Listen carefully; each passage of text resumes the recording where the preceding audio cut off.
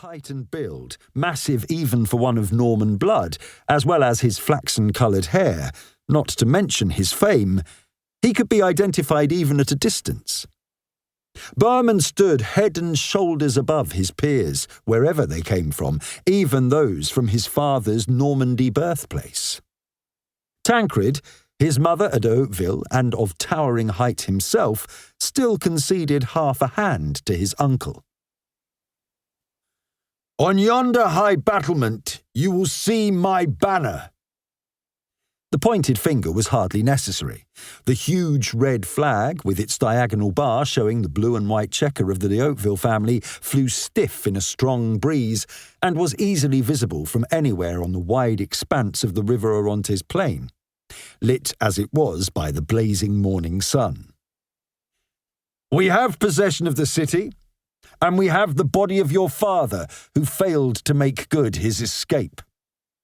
If you wish it to be respected, and if you wish yourself to live, grant us possession of this fortress and march out with all honour." Two heads came close and composed the reply, which occasioned much discussion, before the interpreter spoke once more.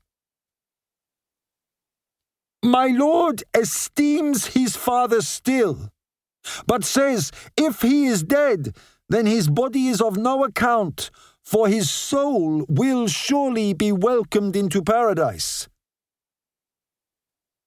"Where your master shall join him," Bohemund responded, which got a furious reaction from Shams ad-Dawla when translated, which his interpreter sought to pass on by a form of shouting strangely devoid of a similar level of passion. "Idle boast, Christian! You have got inside the walls of our city, but my lord holds this citadel. Allah be praised, it is written you will die here, for an army of the faithful is coming who will crush you like a fly." This had Tancred swiftly crossing himself, it being no idle boast. A Turkish relief force, led by a general with a fearsome reputation called Kerbogha, famed across Asia Minor for both the application of terror and military success, was marching towards Antioch. Leading an army of such staggering reported numbers, it made the notion of meeting them in open battle seem suicidal, given the crusading army was now a much reduced force, fully half the number it had been when they set out from Constantinople. The Atabeg of Mosul, Kerbogha, had, with the active support of the Sultan in Baghdad, united the many disparate elements of the interior, Turkish, Arab and Persian tribes who normally fought each other, melding them into a body large enough to annihilate these troublesome Western invaders. It was the approach of these forces which had prompted swift action from the Frankish princes, in both pressing home the siege and accepting the law of conquest, for they feared to be crushed between the anvil of Yagi Sayan's stout defence of his city and the approaching host. Yet it was telling, and a testament to the strength of Antioch, only internal betrayal had provided the key to its fall. In essence, when it came to Kerbogha, the Crusaders were a victim of their own success.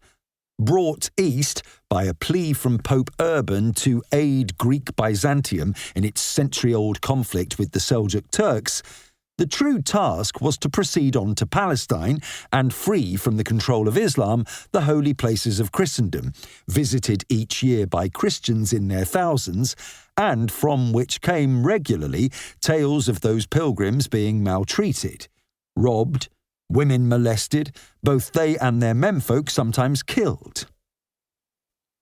The fury engendered by such tales had come tighter with yet another entreaty from the Emperor Alexius Comnenus. There had been dozens over the previous decades, claiming the faith in the East, the Greek Orthodox Church, was in danger of annihilation from these Turkish infidels. Byzantium had gained much from the arrival from Europe of a truly formidable host, the cream of Europe's fighting men. The Emperor Alexius Comnenus directing them first to invest what he saw as the greatest threat to Constantinople, the formidable city of Nicaea.